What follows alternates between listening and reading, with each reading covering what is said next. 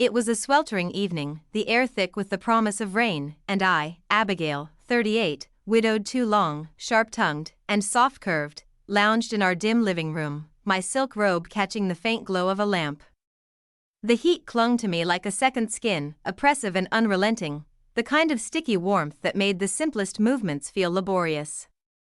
Beep, the windows were open, but no breeze came to relieve the stagnant air, only the faint hum of cicadas and the occasional distant rumble of thunder. I'd been sitting there for what felt like hours, though it couldn't have been more than 20 minutes. My thoughts wandered aimlessly, drifting between the mundane and the melancholic. As they often did these days. 3 years had passed since my husband's death, and while the sharp edges of grief had dulled, a quiet ache remained, a constant shadow that followed me wherever I went. Tonight, though, the ache felt different, restless, almost alive, as though the storm brewing outside had stirred something deep within me. I shifted on the couch, the silk of my robe sliding against my skin, and let out a slow breath. The faint light of the lamp cast long shadows across the room, painting the walls in muted gold. It was a soft, almost intimate glow, and I found myself idly tracing the hem of my robe, my fingers brushing against the delicate fabric. The sound of water trickling from the bathroom pulled me from my thoughts. A moment later, Ryan stepped into the living room, fresh from a shower, a towel slung low on his hips. At 22, he was all restless energy and dark, tousled hair, his lean frame still carrying the remnants of adolescence, but with the beginnings of something more defined, more assured. Water glistened on his chest, catching the lamplight, and for a moment, I was struck by how much he resembled his father, the same broad shoulders, the same effortless grace. I looked away almost immediately, my gaze settling on the window. Ryan was my stepson, a reminder of a life I had briefly shared with his father, a life that now felt like a distant dream. We coexisted in the same house, polite but distant. Our conversations clipped and practical. He was young, still figuring out who he was, and I was. Well, I was a widow, trying to navigate a world that felt increasingly unfamiliar. The power went out without warning, the lamp's glow snuffed into darkness. A distant rumble of thunder echoed through the house, the first harbinger of the storm. I stood too quickly, my foot catching on the edge of the ottoman, and stumbled forward, my hands instinctively reaching out for balance. My fingers found Ryan's bare shoulders, his skin warm and damp beneath my touch. He steadied me instinctively, his hands gripping my arms as I righted myself. For a moment, we were frozen in place, the air between us charged with something neither of us could name. And then his towel slipped. My fingers brushed against something firm and unyielding below his waist, a jolt of electricity shooting through me at the contact. I recoiled sharply, my breath catching in my throat, my cheeks burning with a heat that had nothing to do with the stifling air. "Sorry," Ryan mumbled, his voice rough with embarrassment as he fumbled to adjust the towel. Our eyes met in the faint moonlight that filtered through the windows, a silent exchange that lingered too long, that said too much. I stepped back, my heart pounding in my chest, the memory of that fleeting touch seared into my mind. The rest of the evening passed in a blur. Ryan retreated to his room, muttering something about trying to find a flashlight, and I stayed in the living room, my thoughts racing. The storm outside had yet to break, but something inside me was already unraveling. Later, in the privacy of my room, I couldn't stop myself. My fingers slipped beneath the silk of my robe, tracing the curve of my hip, my stomach, my thighs. My breath came in shallow gasps as the image of Ryan, his broad shoulders, his damp skin, his size haunted my thoughts. My touch grew bolder, more insistent, until release washed over me in a trembling wave, leaving me breathless and unsettled in the darkness. The wrongness of it lingered long after, a quiet ache that had nothing to do with grief. The storm was coming, but it wasn't just the thunder I could feel in the air. It was something else, something dangerous, and I wasn't sure I could or even wanted to stop it. Not long after, still cloaked in that restless dark, I found myself at the kitchen counter, a loose sundress clinging to me as I fanned myself against the sticky heat. The air was thick, almost suffocating, and the storm outside had yet to break, leaving the house in a state of uneasy anticipation. My mind, however, was elsewhere, snagged on the memory of that fleeting touch in the living room, the accidental brush of my fingers against Ryan, a moment that had left me more unsettled than I cared to admit. I leaned against the counter, the cool marble doing little to soothe the heat simmering beneath my skin. The faint hum of the refrigerator was the only sound in the room, a steady, almost hypnotic rhythm that did nothing to quiet my racing thoughts. I couldn't shake it, the way his skin had felt beneath my hands, the way his towel had slipped, the way our eyes had met in the moonlight. It was wrong, I knew that. But the memory lingered, stubborn and persistent, like a splinter I couldn't quite remove. The sound of bare feet padding softly on the tiled floor pulled me from my thoughts. I turned my head slightly, just enough to see Ryan wander into the kitchen shirtless, wearing only a pair of loose shorts that hung low on his hips. My breath caught for a moment, but I quickly looked away, pretending to focus on the glass of water in my hand. He opened the fridge, the cool light spilling out and casting shadows across his chest. He grabbed a bottle of water, his movements fluid and unhurried, and I found myself watching him from the corner of my eye. There was something about the way he moved, confident, almost careless, that made it impossible to look away. Our eyes caught as he turned, his gaze sliding over me in a way that made the heat in the room feel suddenly more intense.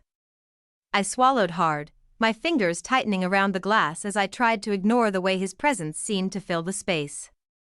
"Can't sleep?" he asked, his voice low and rough with sleep. I shook my head, forcing a smile. "Too hot.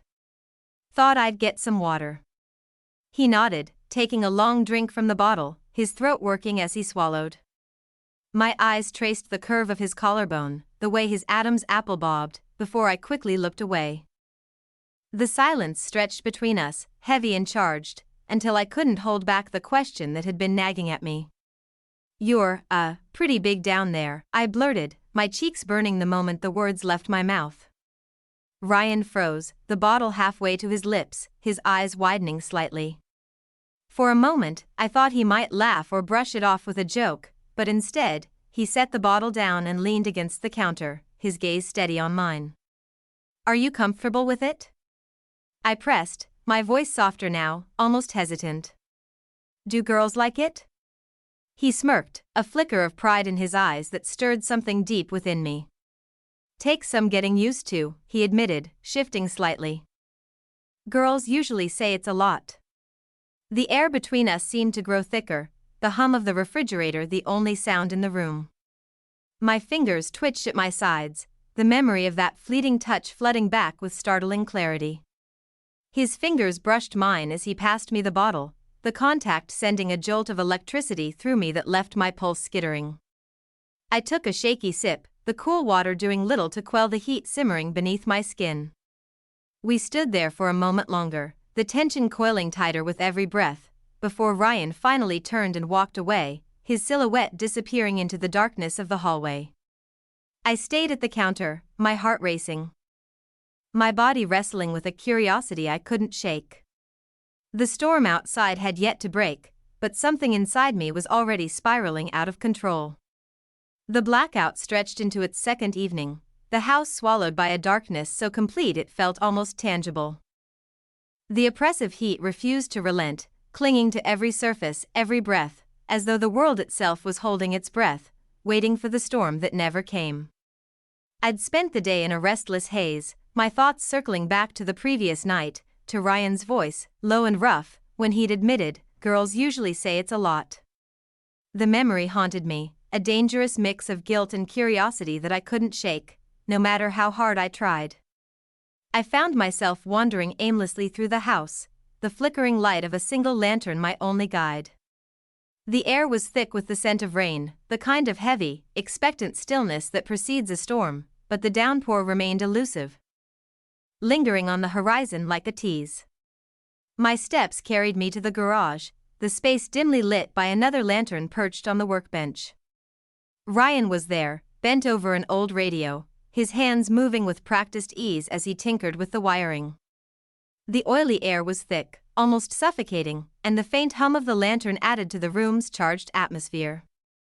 I leaned against the workbench, the cool metal pressing into my lower back, my shorts riding up slightly as I crossed my legs. My gaze lingered on him, taking in the way his muscles moved beneath his skin, the way his dark hair fell into his eyes as he worked. There was something about him, something raw, untamed, that drew me in. Despite the voice in my head screaming at me to walk away. "So," I began, my voice soft but laced with a teasing edge, "about your size? I'm still curious how it feels." Ryan froze, his hand stilling on the radio, and slowly turned to face me. His eyes met mine, dark and unreadable, and for a moment, I thought he might shut me down, might tell me to stop. But instead, he just stared at me, his breath coming a little faster, his chest rising and falling with a rhythm that matched my own. The air between us crackled with tension, the kind of electricity that made my skin prickle and my heart race. I stepped closer, my movements slow and deliberate, my gaze never leaving his. "It's dark," I added, daring now, my voice barely above a whisper. "Power's off. Let me just feel it. I won't see anything." He hesitated, his jaw tightening, and for a heartbeat, I thought he might say no, but then, almost imperceptibly, he nodded. My pulse quickened, my heart slamming against my ribs as I closed the distance between us. My hand trembled slightly as I reached out, my fingers brushing against the fabric. He was already rock. The size is unmistakable, even through the material, and a jolt of electricity shot through me at the contact. I moved slowly, testing, my fingers tracing through the fabric. He was huge, with a heat that made my breath catch in my throat. My touch grew bolder, my palm pressing against him, and I felt the way he tensed, the way his breath hitched in response. Ryan's hands gripped the edge of the workbench, his knuckles white as I continued to explore, my fingers curling around him. His breathing grew ragged, his chest rising and falling with a rhythm that matched the pounding in my own chest. "Abigail," he whispered, my name a warning, a plea, but I didn't stop. My hand moved with a life of its own, my fingers tightening slightly as I stroked. He groaned low and guttural, and then with a sharp intake of breath, he finished. We froze, both of us stunned into silence, the only sound in the room the faint hum of the lantern and the ragged gasps of our breaths. My heart pounded in my chest, the weight of what I'd done, what I'd wanted, settling over me like a heavy blanket. Ryan's eyes met mine, dark and unreadable, and for a moment, neither of us moved. The air between us was thick, charged, and I could feel the tension coiling tighter with every passing second. I stepped back, my hand trembling as I pulled it away, and Ryan exhaled sharply, his shoulders slumping slightly as he leaned against the workbench. Neither of us spoke, the silence stretching between us, heavy and unbroken. The lantern's glow flickered, casting shadows across the room, and I turned away, my thoughts a chaotic storm of guilt and desire. The storm outside had yet to break, but something inside me had already shattered. The following evening, the stormy sky hung low and heavy, the air thick with the scent of rain that refused to fall. The blackout lingered, plunging the house into a darkness that felt almost suffocating, but the back porch offered a fragile escape, the faint hum of crickets a soothing backdrop to the tension that thrummed between Ryan and me. We sat on the wooden steps, a bottle of warm wine between us, its contents doing little to distract from the electricity that crackled in the air. The wine was bitter on my tongue, its warmth failing to ease the restless energy that coiled tighter with every passing moment. My thoughts kept circling back to the garage, to the way Ryan had tensed beneath my touch, the way he'd whispered my name like a plea. The memory of it haunted me, a dangerous mix of guilt and desire that I couldn't shake. Ryan shifted beside me, his knee brushing mine, and the contact sent a jolt of electricity through me. His nearness was intoxicating, his presence filling the space between us in a way that made it impossible to think clearly.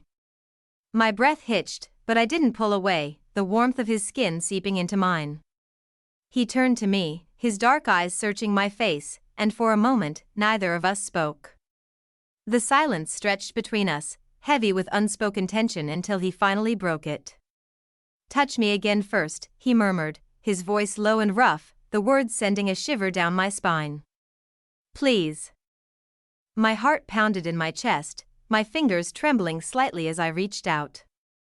I hesitated for a moment, the weight of what I was about to do settling over me, but then my fingers brushed against the fabric, tracing the length. He was already ready, the heat undeniable, and I felt him tense beneath my touch. "Abigail," he whispered, my name a plea, a warning, but I didn't stop. My hand moved with a life of its own, my fingers curling around him, and he groaned softly, his breath hitching. His hand slid to me, his touch tentative at first, but then he grew bolder, his fingers teasing my skin. His touch was hesitant at first, almost cautious, as if he was testing the waters, but then it grew firmer. More insistent. His fingers traced patterns on my skin that made my breath catch in my throat, his touch sending a jolt of electricity through me. "Your trouble," I whispered, my voice shaky with want, the words barely audible over the hum of the crickets. He grinned, his eyes dark with a hunger that matched my own. "Only if you let me," he murmured, his voice rough and low. His hand moved higher, his fingers brushing against the sensitive skin, and I felt the last threads of restraint fraying. The wine in the dark pulling us into something reckless, something I couldn't turn back from. Then, unexpectedly, his free hand moved to the back of my neck, his touch firm but not harsh. He guided my head gently but deliberately, directing me down. My breath caught, my heart pounding in my chest as I realized what he wanted. "Ryan?" I murmured. My voice barely above a whisper, the name tasting foreign on my lips, like a confession I hadn't meant to make. He didn't respond, not with words, but his grip on my neck tightened slightly, his touch both a command and a plea. My lips parted involuntarily, my breath warm against him. The storm outside had yet to break, but something inside me was already unraveling, the tension coiling tighter with every passing moment. The last threads of restraint were fraying, the wine in the dark pulling us into something reckless, something I couldn't turn back from. Later, as we sat in the darkness, the storm still lingering on the horizon, I felt the weight of it pressing down on me, the realization of what we'd done. Or almost done, settling over me like a heavy blanket. The line between us had been crossed, and I wasn't sure there was any going back. The storm was still out there, but the real tempest had already begun, inside me, inside us, and there was no escaping it now. The evening had bled into a heavy, sultry night, the air thick with the kind of humidity that clung to your skin and made every breath feel like a struggle. The storm still loomed on the horizon, teasing with distant rumbles of thunder but refusing to break. The house was dark, save for the faint glow of a lantern flickering in the corner of the upstairs hall. I leaned against the wall, my tank top sticking to my back, my thoughts a chaotic whirlwind. I couldn't stop thinking about him. Ryan, my stepson. The word felt foreign now, like an outdated label that didn't fit the raw energy that crackled between us. The memory of the garage, the way he tensed beneath my touch, the way he'd whispered my name. It haunted me, a dangerous mix of guilt and desire that I couldn't shake. I heard the bathroom door open, the sound pulling me from my thoughts. My breath hitched as Ryan stepped into the hall, a towel slung low on his hips, his damp skin gleaming in the faint light. Water droplets clung to his chest, catching the lantern's glow as he moved. He was all angles and raw energy, his dark hair falling into his eyes, his presence overwhelming in a way that made it impossible to think clearly. He froze when he saw me, his gaze locking onto mine. For a moment, neither of us moved, the air between us thick with tension. His eyes were dark, searching, and I felt like he could see straight through me, past the walls I'd built, past the excuses I'd been telling myself. "Tell me to stop," he said, his voice a low growl, rough and desperate, as if he was clinging to the last shred of restraint he had left. I didn't. Instead, I reached for him, my fingers tangling in his damp hair as I pulled him into a fierce kiss. Our lips crashed together, the intensity of it stealing my breath. His hands slid under my shirt, his palms warm against my skin as he cupped me, his touch sending a jolt of electricity through me. My hands dug into his shoulders, my nails leaving faint marks as I clung to him, desperate for more. I told myself this was wrong, that it couldn't happen, that it shouldn't happen, but in that moment, none of that mattered. The only thing that mattered was the way he made me feel, alive, wanted, needed. The towel fell to the floor, forgotten, as his hands moved to my waist, shoving my shorts aside with the urgency that left me breathless. His touch was frantic, his fingers stroking me with a precision that made my knees weak. While my own hands gripped him, exploring the hard planes of his body with a hunger I couldn't contain. "Ryan," I gasped, his name a breathless plea, and he responded with a low growl, his lips finding mine again in a kiss that left me dizzy. We were a tangle of limbs, our touches frantic, our breaths mingling in the humid air. The sounds of our gasps filled the hall, the raw intimacy of it wiping away the line that had always separated us, the stepmother-stepson boundary that had felt so rigid just days ago. Ryan's lips left mine, trailing down my neck in a series of open-mouthed kisses that left me trembling. His hands roamed my body, possessive and desperate, as if he was trying to memorize every curve. My own hands couldn't stay still, gripping his shoulders, his back, anything to anchor myself as the world spun around me. "Abigail," he groaned, his voice rough with need, and the sound of my name on his lips only fueled the fire that burned between us. I couldn't think, couldn't breathe. The heat of our bodies pressed together, making it impossible to focus on anything but him. His hands were everywhere, his touch sending sparks through me with every caress, my fingers tangled in his hair, pulling him closer as our kisses grew more desperate, more urgent. The wall at my back was cool against my overheated skin, but I barely noticed, my entire focus on Ryan and the way he made me feel. His hands slid under my shirt, pushing the fabric up and over my head, and I let him, the cool air brushing against my skin, a fleeting relief before his body heat enveloped me again. Our touches turned frantic, the need between us too intense to be contained. His hands explored every inch of me, his touch leaving trails of fire in their wake, while my own hands roamed his body, memorizing the feel of him. The intimacy was raw, primal, the line between us obliterated in a haze of sweat and gasps that I couldn't silence. His hands were everywhere, warm and insistent, tracing the contours of my body with a reverence that left me undone. I felt the heat of him against me, the way his breath hitched as I touched him, and the world narrowed to the two of us, the flickering candlelight casting shadows that danced across the walls. The air was thick with the scent of rain and the faint tang of sweat, and every touch, every brush of skin against skin sent shivers racing through me. His lips found mine, the kiss deep and searching, and I felt myself giving into it. To him, the weight of everything we'd been holding back crashing over us in waves. When he finally moved, it was with a slow, deliberate rhythm that left me gasping, my fingers tangling in his hair as I clung to him. The intensity of it was overwhelming, the way every touch, every movement felt like it was pulling me into something I couldn't name. The storm outside had yet to break, but inside the house, we were caught in a tempest of our own making, one that left us both breathless and trembling. Later, as we lay tangled together in the darkness, the weight of what we'd done settled over me.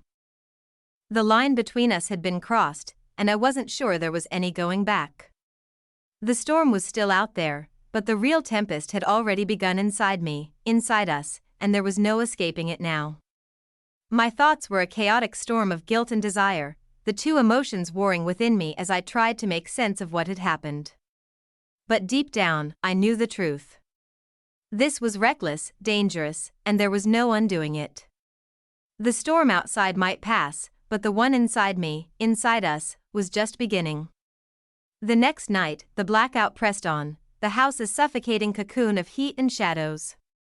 The air clung to my skin, thick and unmoving, amplifying the restless energy that coursed through me. I sat on the living room couch, a single candle flickering on the coffee table, its faint glow casting trembling shapes across the walls. My hands trembled slightly, my thoughts a tangled mess as I waited. He entered the room quietly, his presence immediately filling the space. I didn't need to look up to know it was him. My body reacted instinctively, a shiver of anticipation running through me.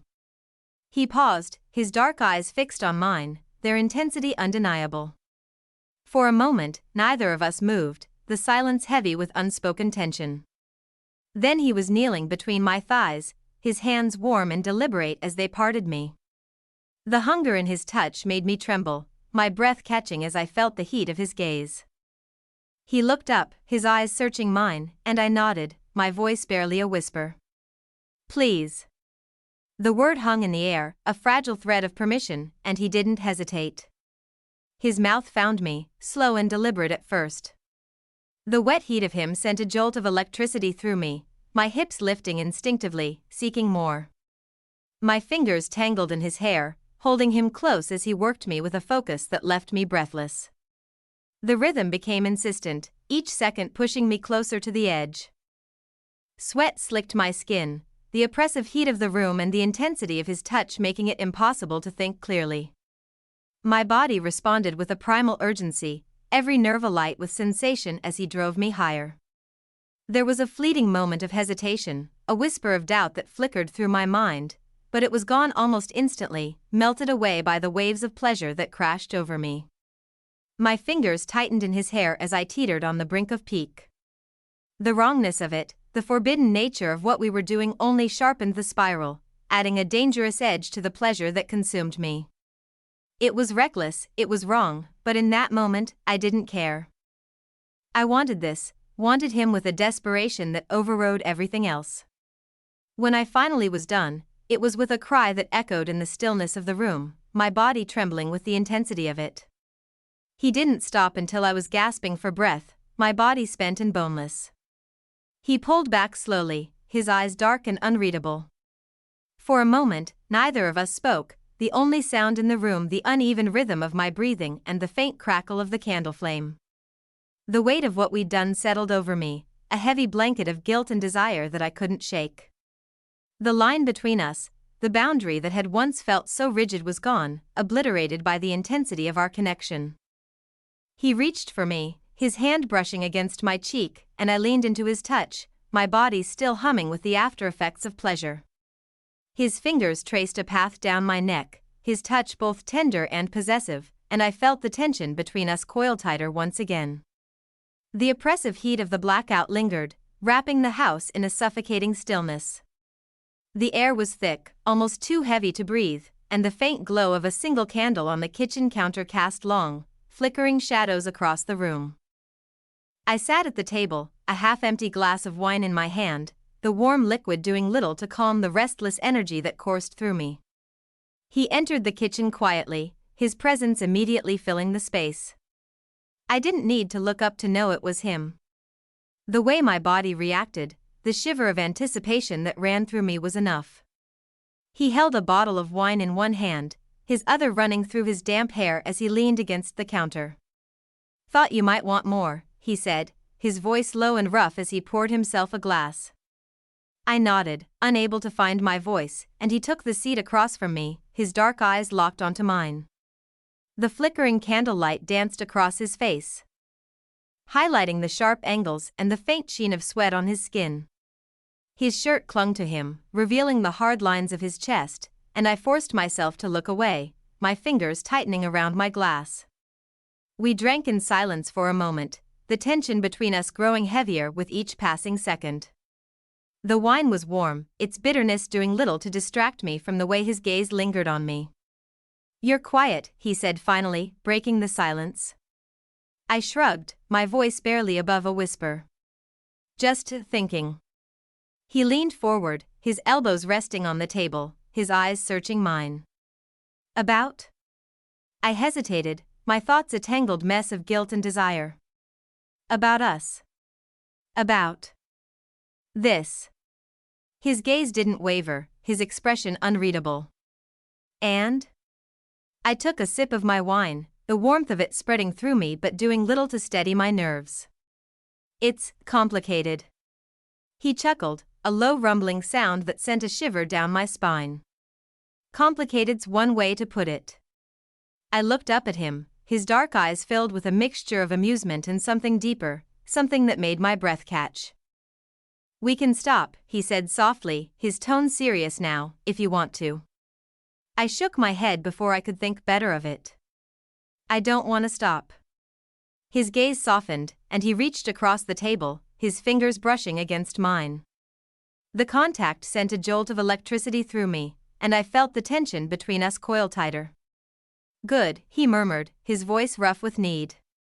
He stood then, his movements deliberate, and I felt my heart pound in anticipation.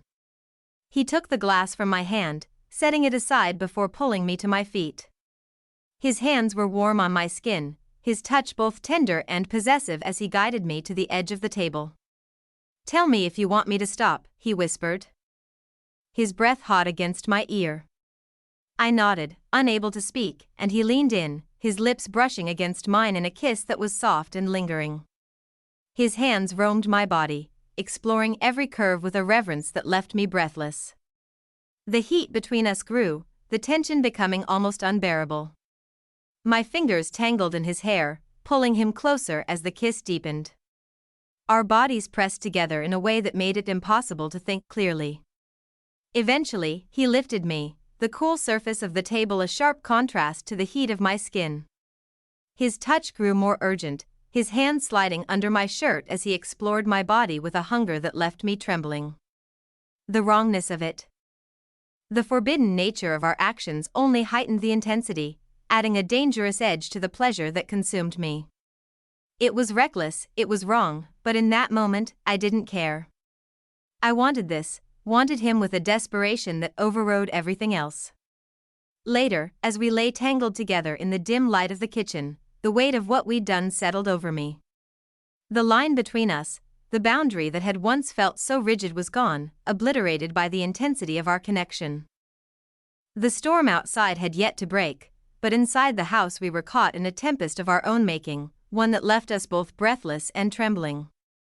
The wrongness of it, the forbidden nature of our actions only heightened the intensity, locking us in a spiral that I couldn't, and in that moment didn't want to, escape. The storm was still out there, but the real tempest had already begun inside me, inside us, and there was no turning back. The next morning, the power finally returned, the house buzzing to life with a hum of appliances and the soft click of lights flickering on. I stood at the kitchen sink, my robe wrapped tightly around me, staring out the window at the rain-soaked yard.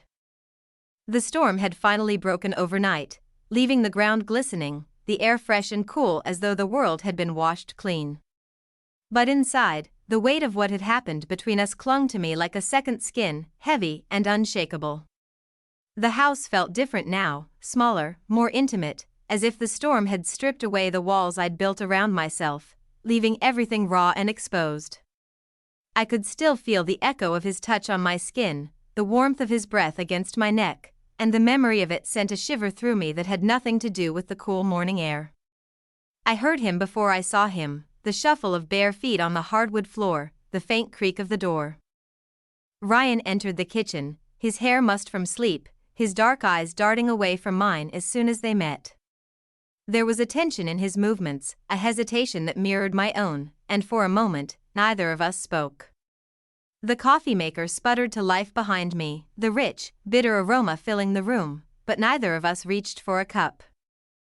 I stood there, my hands gripping the edge of the sink, my mind racing with questions I couldn't voice. The silence stretched between us, thick and unyielding, until he finally broke it. "Morning," he said, his voice rough, barely above a whisper. I nodded, my gaze still fixed on the window. "Morning." He moved closer, his presence filling the space behind me, and I felt the warmth of him before his hand brushed against my arm. The touch was tentative, almost shy, and it sent a jolt of electricity through me.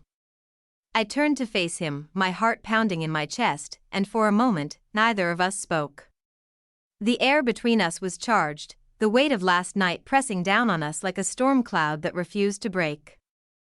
His eyes searched mine, dark and unreadable, and I felt the urge to look away, to retreat into the safety of silence, but I didn't. I held his gaze, my breath catching as he stepped closer, his hand lingering on my arm. "We can't pretend that didn't happen," I said finally, my voice soft but firm. He nodded, his eyes meeting mine, and there was something raw in his gaze, something that made my breath catch. "I don't want to pretend," he said quietly. His words hung in the air between us, heavy and unspoken, and for a moment, I wasn't sure how to respond. The coffee maker beeped, the sound startling in the stillness of the room, but neither of us moved. The moment felt suspended, timeless. As if we were caught in a bubble where the outside world couldn't touch us. He stepped closer, his hand finding mine, his fingers intertwining with mine in a grip that was both firm and tender. His touch was warm, grounding, and for a moment, the weight of everything we'd done, and everything we hadn't yet said felt a little lighter. We didn't name it love, regret, or something else entirely. We didn't need to. The quiet connection between us was enough, a fragile thread of understanding that held us together in the silence. My fingers tightened around his, and he squeezed back, his thumb brushing against my knuckles in a gesture that was both comforting and possessive. "What happens now?" I asked finally, my voice barely above a whisper. He hesitated, his gaze searching mine, and for a moment, I thought he might pull away, but instead he leaned in, his forehead resting against mine, his breath warm against my skin.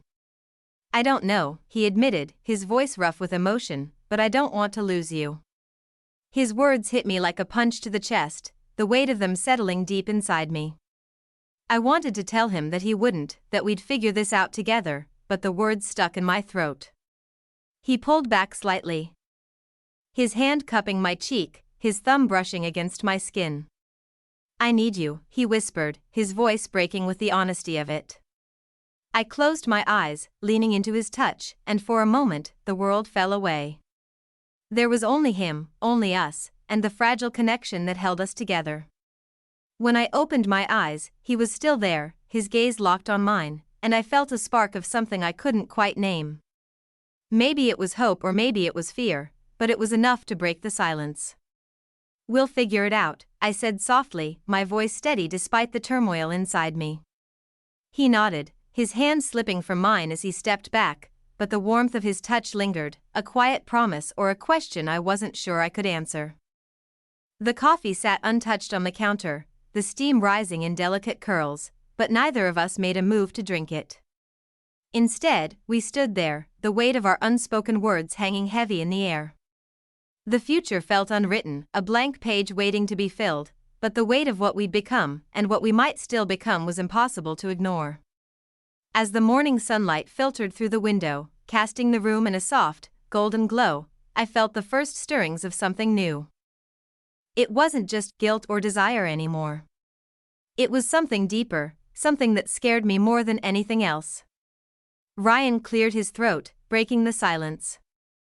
"I should go," he said, his voice hesitant. I nodded, not trusting myself to speak, and watched as he turned and walked out of the kitchen. The sound of his footsteps echoed in the empty hallway, and I felt the weight of his absence settle over me. But as I stood there, staring out the window at the rain-soaked yard, I realized something. The storm had passed, but the real tempest had only just begun, inside me, inside us, and there was no escaping it now. The first stumble had reshaped my desires, our future unwritten but heavy with the weight of what we'd become. And as the house buzzed to life around me, I knew one thing for certain: this wasn't the end. It was only the beginning. The hours that followed were a blur. I wandered through the house, my thoughts a tangled mess of emotions I couldn't untangle. Guilt, desire, fear, they all swirled together, each one vying for dominance. But beneath it all, there was a quiet undercurrent of something else, something that felt like hope, though I wasn't ready to name it yet. I found myself in the living room, the room where it had all begun. The storm had left its mark here too. The faint scent of rain still lingered, and the air felt cooler, fresher. I sat on the couch, my fingers tracing the edge of the cushion where we'd sat together last night. The memory of his touch still vivid in my mind. The weight of it all pressed down on me, the enormity of what we'd done and what it meant settling over me like a heavy blanket. But there was no going back now. The line had been crossed, the boundary obliterated, and there was no way to erase what had happened. I heard the sound of footsteps in the hallway and my heart skipped a beat. He appeared in the doorway, his expression unreadable, and for a moment, neither of us spoke. "I thought you left," I said finally, my voice barely above a whisper. He shook his head, his eyes meeting mine. I couldn't.